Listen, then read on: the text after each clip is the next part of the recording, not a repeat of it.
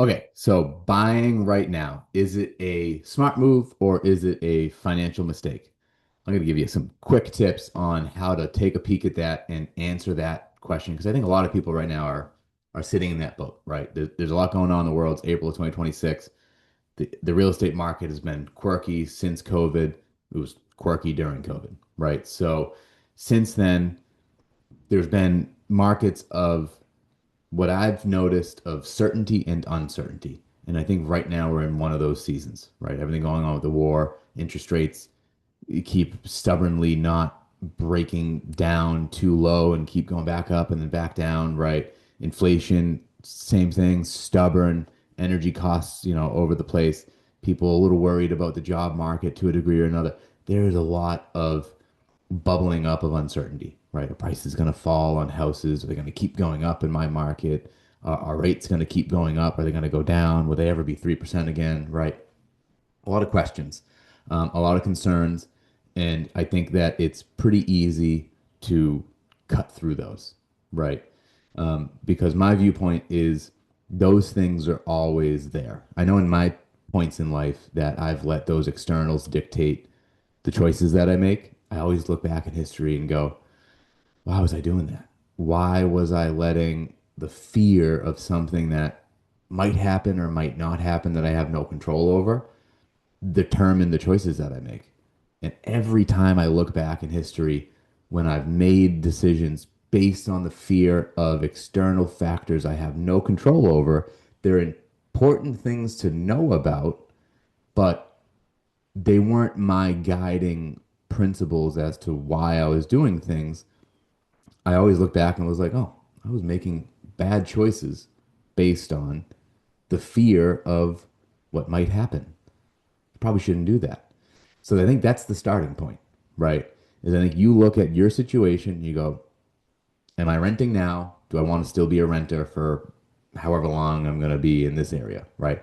That's the big question. The big question is, are you renting in a market that you don't want to be in anymore and you want to move to a different market? And if you're staying in your same market, your same town, area, whatever, are you staying there for a long time? How long do you want to buy a house to live in it for? Why do you want to buy a house? Can you afford to buy a house right now comfortably, right? Like the market dynamics, you might look at it and go, rates are higher and prices are higher. I don't want to buy. If you only look at those two things and don't actually run the numbers, then you don't even know if you can afford to buy. But if you run all of the numbers and you can afford it, you can afford houses today, you can afford interest rates today, you have a down payment today, you want to live in the market that you're trying to buy in for a long time. Here's my viewpoint.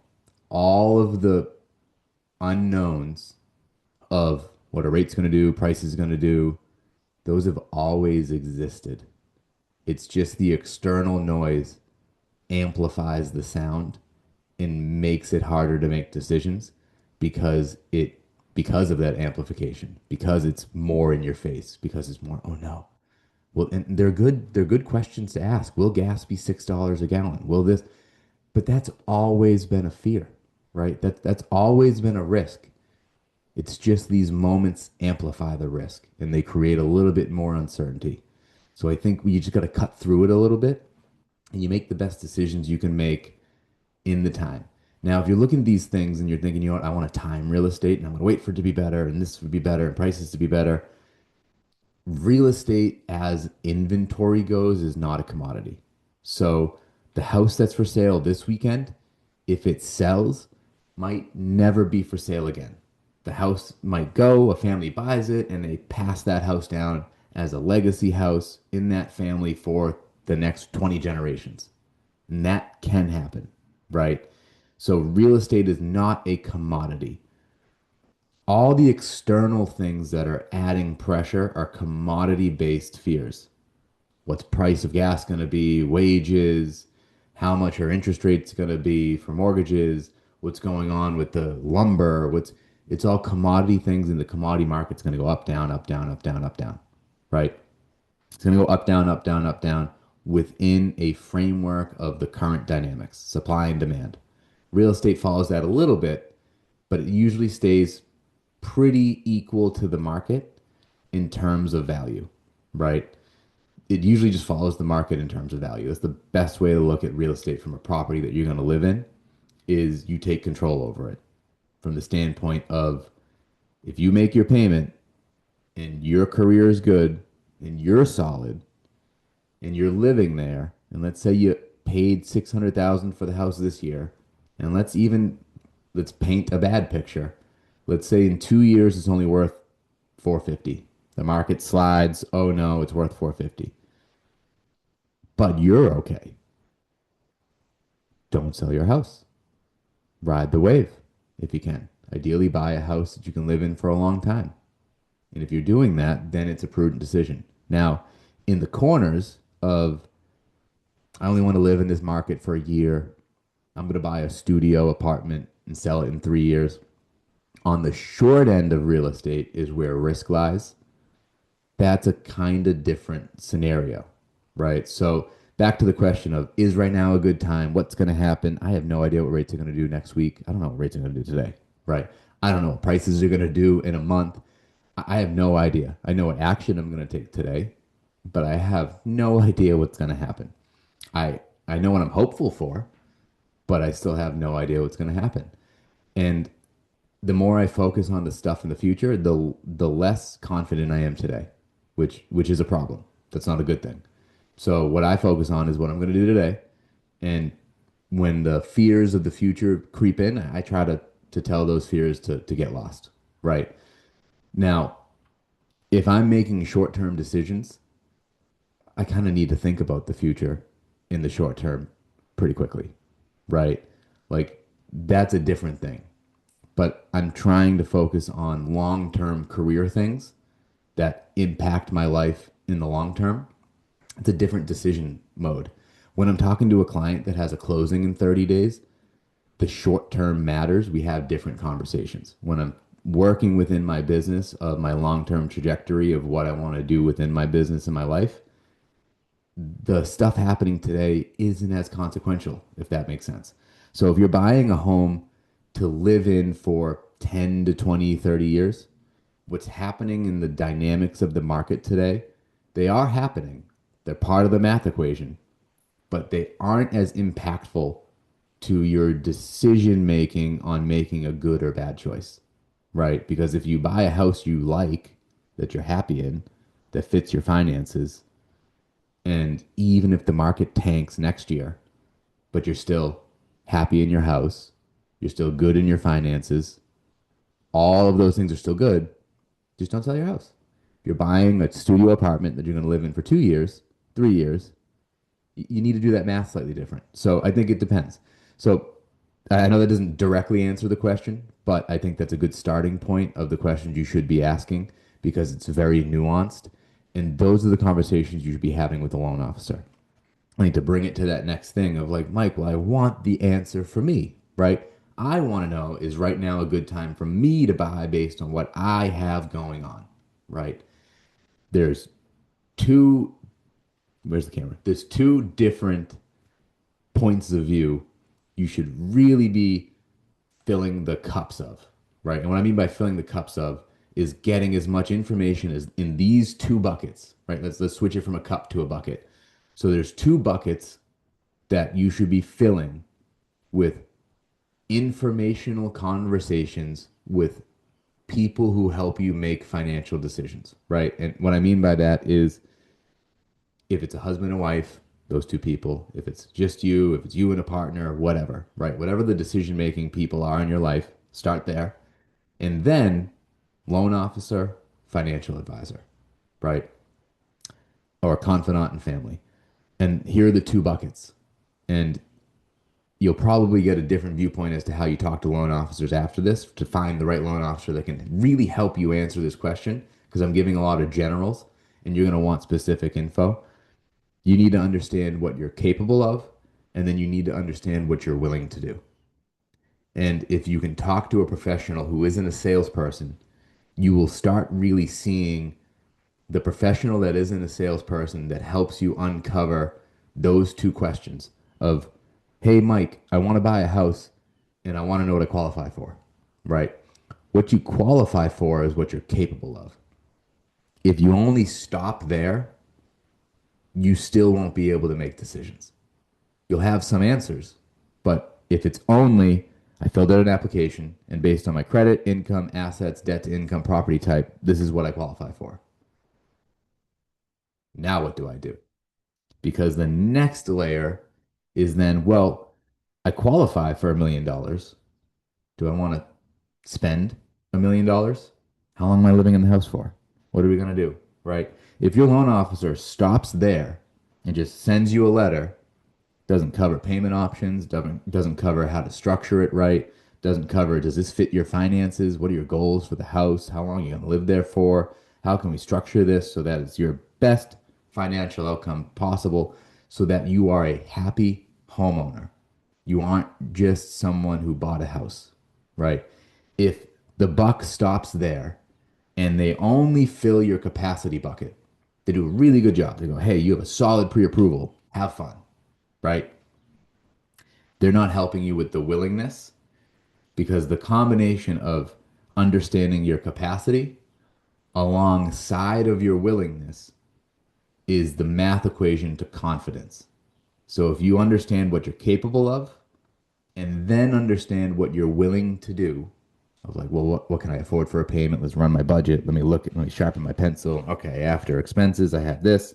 Great, I can afford that. And the maintenance on the house, and what are our savings plans, and how many vacations do we go on, and the 401k good.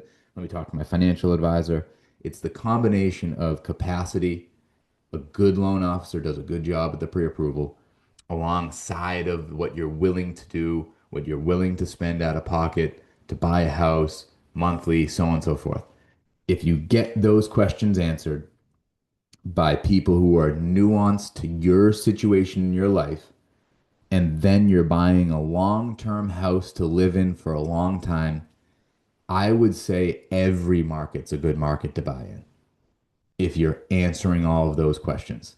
If you're like, oh, I'm very capable, I know what I'm willing to do, I take that capacity and willingness to the market, and there's houses that fit my, let's call it, buy bucket because they fit my payment threshold, my down payment threshold. They're where I want to live. I want to live here for a long time. My economic position's good. I'm confident in my career trajectory, right? There more of those things. The further down that road you go in the decision making process of getting all of those questions answered and you're leaning towards a long term house, the real estate market is always a good time to buy. Every time. Every single time. If you take that and compare it to renting, you need to rent so below the market to beat ownership. Like if maybe if your rent is like $500 a month and somehow you still get a house that you're happy with for $500 a month in pick a town America, right? Maybe renting's better. If you have a somehow pull that off, go for it, right? I've had clients that come to me, they're like, Mike, I'm thinking about owning and I'm in this sweet deal of a rental, and but I don't know how long I'm gonna live here for. And I don't know the town. I'm like, keep renting, right? You got a rental for $750 a month. Keep saving, keep renting because you're not in a position where you're confident that you want to live in this town for a long time because the short end is where risk is. So you might make your down payment if the market shifts, and then you go to move to California in 2 years because your career is bringing you out there, and you only lived in the town for 2 years.